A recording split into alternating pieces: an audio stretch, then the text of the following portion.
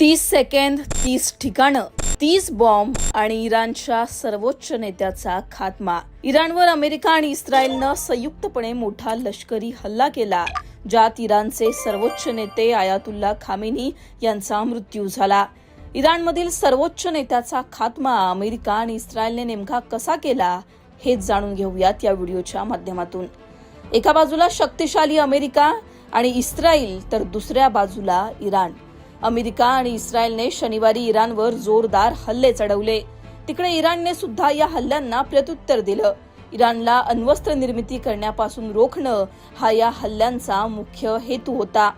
यासाठीच्या कराराबाबत चर्चेच्या 3 फेऱ्या अपयशी ठरल्या आणि त्यानंतर अमेरिका आणि इस्रायल अधिकच आक्रमक झालं.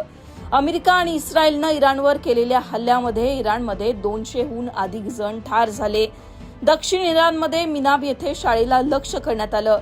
यात 85 विद्यार्थिनींचा मृत्यू झाला. इस्रायल आणि अमेरिकेचे मुख्य लक्ष होतं इराणचे सर्वोच्च नेते आयातुल्ला खामेनी. आयातुल्ला खामेनी यांचा खात्मा करून इराणमध्ये सत्तापालट करणं हाच त्यांचा मुख्य हेतू होता. इराणचे सर्वोच्च नेते आयातुल्ला अली खामेनी यांच्या कार्यालयाजवळ अमेरिका आणि इस्रायलने हल्ले केले. तेहरानमधील खामेनी यांचं हे कार्यालय फक्त एक सरकारी कार्यालय नव्हतं, तर त्यांचं घर त्यांच्या नेतृत्वाचं केंद्र सुद्धा होतं. याच सरकारी कार्यालयावर हल्ले करण्यात आले. अमेरिकेने इराणवर केलेल्या या लष्करी कारवाईला ऑपरेशन एपिक फ्युरी असं नाव देण्यात आलं, तर इस्रायलने त्यांच्या या मोहिमेला ऑपरेशन लायन रोअर असं नाव दिलं. अमेरिकेने इराण विरोधात मोठी लष्करी कारवाई सुरू केली असं ट्रम्प यांनी सोशल मीडियावर सुद्धा म्हटलं होतं. अमेरिका आणि इस्रायलनं थेट खामेनी ज्या ठिकाणी राहत होते त्याच ठिकाणाला लक्ष्य केलं. काही रिपोर्ट्सनुसार खामेनींच्या ठिकाणावर सुमारे 30 शक्तिशाली बॉम्ब टाकण्यात आले, ज्यामुळे संपूर्ण परिसर उद्ध्वस्त झाला. खामेनी यांच्यासह त्यांच्या कुटुंबातील अनेक सदस्यांचा यामध्ये मृत्यू झाल्याचा दावा सुद्धा आंतरराष्ट्रीय माध्यमांनी केलाय.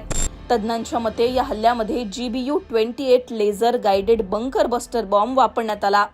वॉल स्ट्रीट जर्नलच्या रिपोर्टनुसार इस्रायली लढाऊ विमानांनी खामेनींच्या कॉम्प्लेक्सवर एकूण 30 बॉम्ब डागले, ज्यामुळे खामेनी यांचं कार्यालय पूर्णपणे उद्ध्वस्त झालं. या हल्ल्याच्या पहिल्या टप्प्यात अवघ्या 30 सेकंदात इराणमधील 30 महत्वाच्या शहरांना लक्ष्य करण्यात आलं. या हल्ल्यांमध्ये सुमारे 30 वरिष्ठ राजकीय आणि लष्करी नेत्यांचा मृत्यू झाल्याचा दावा सुद्धा करण्यात आला. अशा प्रकारे इराणच्या सर्वोच्च नेत्याचा मृत्यू झाल्यानंतर त्याचे पडसाद अख्ख्या जगभरात उमटलेत. जगभरामध्ये तणावाचं वातावरण निर्माण झालंय. भारतामध्येही याचे पडसाद उमटलेत. भारतातही अनेक शिया समुदायाच्या मुस्लिमांनी निदर्शनं केली.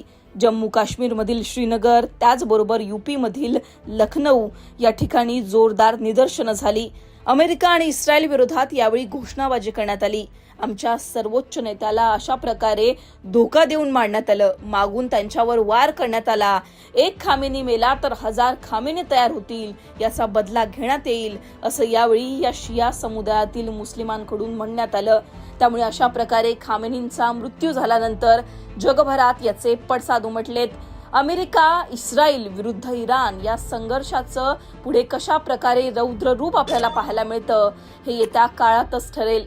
या सगळ्यांवर तुम्हाला काय वाटतं? तुमची याबद्दलची मतं कमेंटमध्ये सांगा.